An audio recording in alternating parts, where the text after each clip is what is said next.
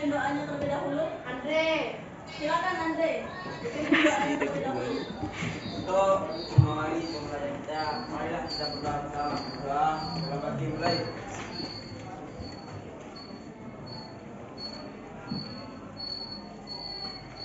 Amin. Doa besar. Hadir. Naila Hayarza. Nirmala Sari. Nurul Alawiyah. Hadir. Nurul Saskia. Mengenai permasalahan sosial. Nah, di sini dalam permasalahan sosial kita akan membahas tentang kemiskinan. Permasalahan sosial di dalam masyarakat itu kan ada banyak macamnya. Ada kemiskinan, apalagi kekurangan materi. Yang termasuk masalah sosial di dalam masyarakat apa saja? Kemiskinan, pengangguran, ada pengangguran, kriminalitas. Tapi pada pertemuan hari ini kita akan membahas tentang kemiskinan terlebih dahulu. Yang pertama, nah sebelum kita lanjut tentang kemiskinan, dalam proses pembelajaran kedua ini, dalam bab 2 ini kita akan menggunakan metode PBL. Kalian paham maksudnya PBL? Problem based learning. Di dalam metode problem based learning ini kalian dituntut untuk belajar secara mandiri, di mana nanti ibu akan memberikan sebuah permasalahan, kemudian nanti kalian beserta teman-teman kelompoknya akan membahas permasalahan sosial yang ibu kasih. Nah di sini dalam PBR itu nanti kalian bisa, tujuan pembelajarannya itu kalian akan bisa mengetahui apa itu kemiskinan, bentuk-bentuk kemiskinan.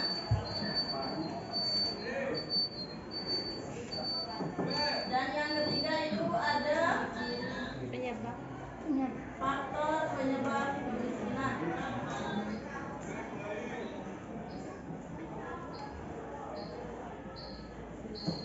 Sebelum kita membahas tentang materi kemiskinan, ibu mau tahu apa saja sih ukuran dari kemiskinan itu sehingga kita dikategorikan ke dalam orang miskin? Dia tidak bisa kekurangan materi.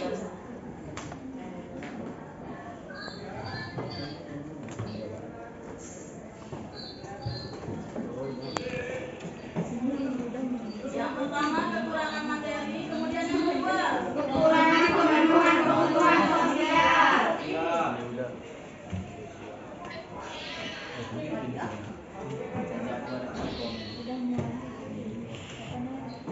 Kebutuhan sosial itu bentuknya apa?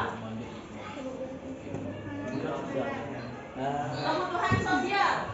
Sehingga kita dikategorikan sebagai orang miskin, katanya belum memenuhi kebutuhan sosial. Tapi yang menjadi dasar orang atau masyarakat dikatakan sebagai masyarakat miskin itu adalah masyarakat harus memenuhi yang dua ini terlebih dahulu, kebutuhan primer dan sekunder. Kalau misalnya kebutuhan primer dan sekundernya sudah terpenuhi, baru bisa dikatakan kalau kebutuhan yang ketiga itu hanya kebutuhan pelengkap saja. Baik, kalau begitu ibu kasih, ini ada beberapa masalah yang ada di dalam masyarakat kita. Silakan kalian diskusikan dengan teman kelompoknya.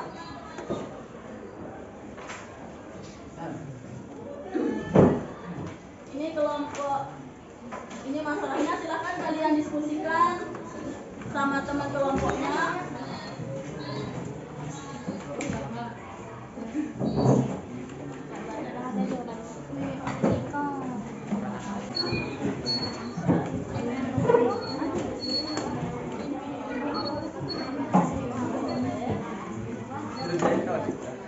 Silakan kalian perhatikan berbagai permasalahan yang ibu kasih.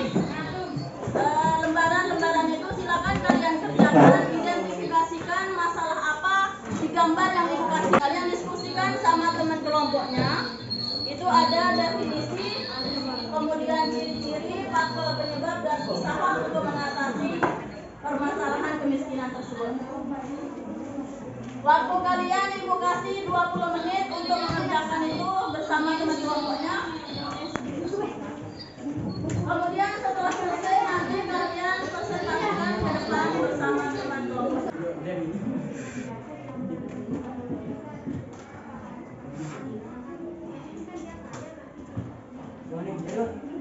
Nanti yang harus diselesaikan itu apa? Usahanya. Mulai dari kemiskinan seperti itu mau dimasak.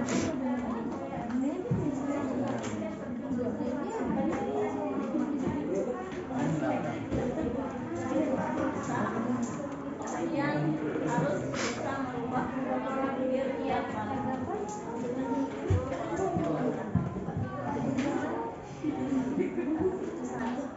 dia kaya, dia mampu, tapi merasa lainnya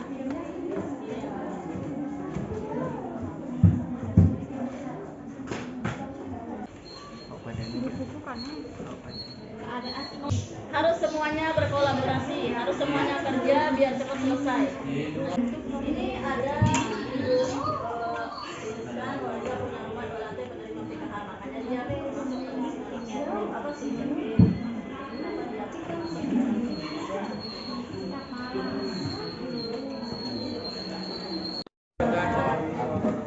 dari kelompok 2 akan Puston. apa itu kemiskinan relatif. Kemiskinan relatif adalah kemiskinan yang diakibatkan oleh kebijakan pembangunan yang belum merata sehingga belum dapat menjangkau masyarakat. Oleh sebab itu, di sebagian daerah ada penduduknya yang memiliki ketimpangan pendapatan. Maka dari itu, kemiskinan jenis ini dinamakan kemiskinan relatif. Kemiskinan relatif juga bisa diartikan sebagai kemiskinan yang berasal dari perbandingan antara penduduk dan lingkungan. Ciri-ciri kemiskinan relatif adalah 1. Sulit mengelola sumber daya alam karena minimnya sumber daya manusia. 2. Kebijakan pembangunan dalam masyarakat yang tidak merata. 3. Disebabkan karena tidak mampunya seseorang dalam memenuhi kebutuhan primer. 4. Kinerja lembaga kemasyarakatan di bidang ekonomi tidak berfungsi dengan baik. Diam.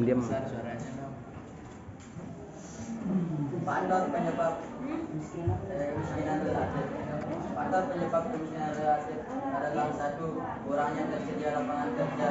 2. Kurangnya pendidikan dan pengetahuan. 3. Terjadi konflik atau kerusuhan. 4. Perubahan iklim atau bencana alam. 5. Terjadinya ketidakadilan sosial. 6. Kualitas. Usaha untuk mengatasinya yaitu dengan cara mencari lowongan pekerjaan. Dengan mencari lowongan pekerjaan, kepala keluarga tidak ada yang pengangguran dan mendapat uang secara halal. Melakukan KB agar tidak terlalu banyak menggunakan KB. Apakah sebelum teman-temannya bertanya, ibu yang akan bertanya terlebih dahulu. Silakan ibu. Apakah dengan membatasi jumlah kelahiran di dalam masyarakat itu bisa mengendalikan atau bisa meminimalisir kemiskinan relatif menurut kalian?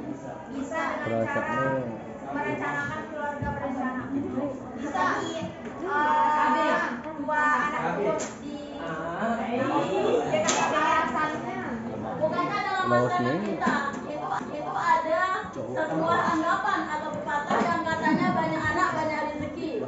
Itu tidak masuk dalam kategori kemiskinan relatif.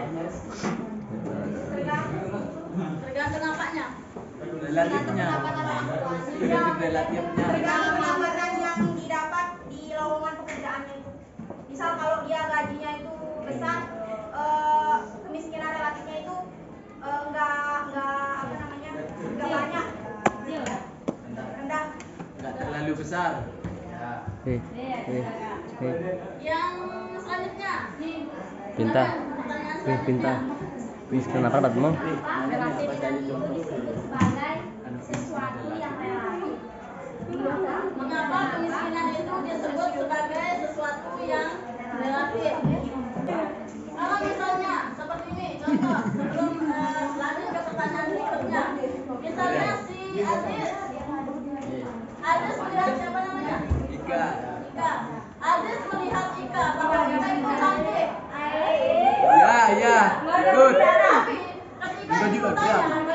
Maulah. Tolong dengarkan ibu dulu. Ketika ibu tanya si Hanafi apakah Ika cantik, tapi Hanafi bilang tidak. Kenapa si Aziz? Ini hanya sebuah contoh. Kenapa Aziz bilang bahwa Ika itu cantik? Karena dia suka sama Ika misalnya. Kemudian itu adalah sesuatu yang bersifat relatif. Pemikiran atau pandangan antara Aziz dengan si Hanafi itu kan berbeda. Itu namanya sesuatu yang bersifat relatif.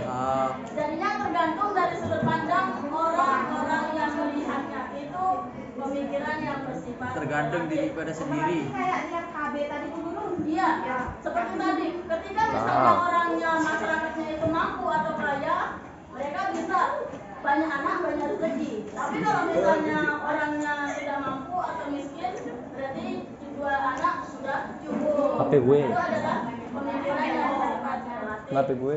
Kan kalau sudah selesai, So sweet. Si sweet emang pasangan serasi nih. Jadi kesimpulannya itu adalah pemikiran yang diakibatkan Pan. oleh kebijakan OTW 9 menit.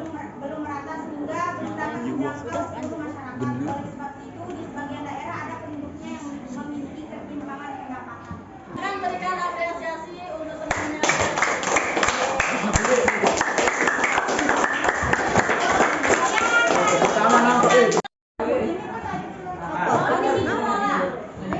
Bagaimana cara kalian contoh dalam pikiran? Mana kepala Bagaimana cara kalian mengubah pola pikir subjektif tersebut?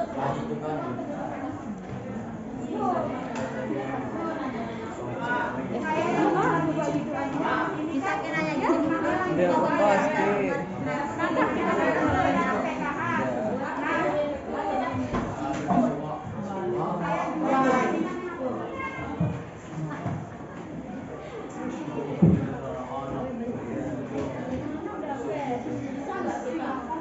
Sadar dengan pola pikir yang Anda miliki. Masing-masing dia punya pola pikir sendiri. Dia itu mampu tapi dia mikir bahwa dirinya itu miskin. Jadi gimana cara kalian buat mengubah pola pikir mereka supaya mereka bisa Buka mata hati Pola mereka. pikir seseorang itu Bisa. harus disadari dari diri sendiri. Kemiskinan subjektif itu berkaitan dengan kemiskinan yang berasal dari pola pikir masyarakat. Dia kaya, tapi menganggap dirinya miskin. Sama seperti ketika misalnya sekarang itu lagi harga BBM naik. Orang-orang yang punya mobil bagus, tapi selalu mengisi dengan Pertalite. Padahal mobil bagus itu harus diisi dengan Pertamax. Nah itu adalah salah satu pola pikir orang-orang atau masyarakat kita yang memiskinkan dirinya sendiri. Itu bergantung dari pola pikirnya. Apakah kita bisa mengubah pola pikir itu? Tidak. Tidak bisa. Berarti yang harus diubah dari pola pikir atau kemiskinan subjektif itu adalah Peraturan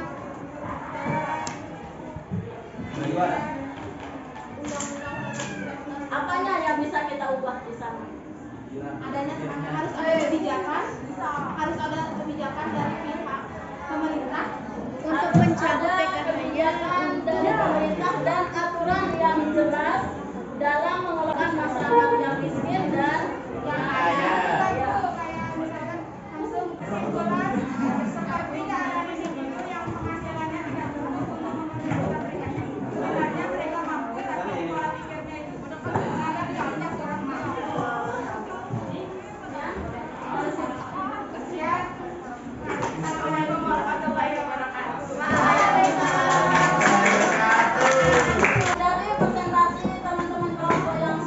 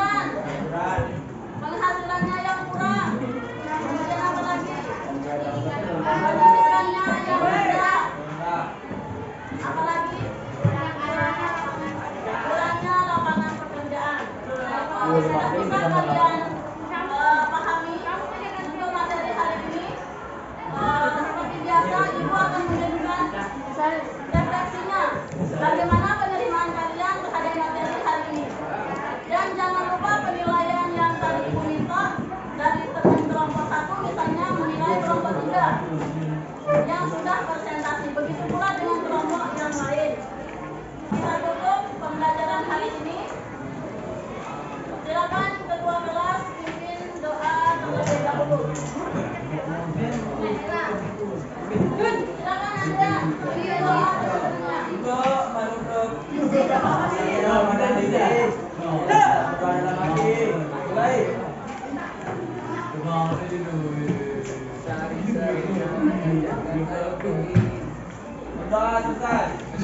kasih.